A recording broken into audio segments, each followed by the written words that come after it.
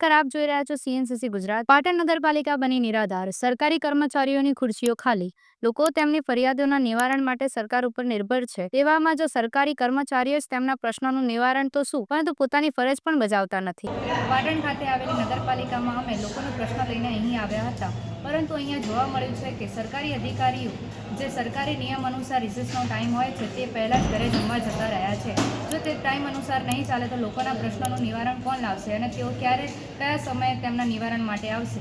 તો સામાન્ય લોકો તેમના પ્રશ્નોના નિરાકરણ માટે જાય તો જાય ક્યાં? આવું જ જોવા મળે છે પાટણ નગરપાલિકામાં, જે આજે એક સમસ્યાનો ઉકેલ માટે કર્મચારી હાજર રહેવા માટે કહ્યું, પણ ત્યાં જતા કર્મચારી જ જમવાના સમયે 1 કલાક પહેલા જ ત્યાંથી નીકળી ગયા. તેમના બીજા કર્મચારીઓએ પૂછતા તેમણે કહ્યું કે તે જમવા ગયા છે. સરકારી સમય પૂર્ણ થતા પણ તેઓ તેમની ફરજ ઉપર પાછા પડતા નથી. જો આમ જ ચાલશે તો આવા સરકારી કર્મચારીઓનો ફાયદો શું? રિપોર્ટર નીલકમલ ચૌહાણ, પાટણ.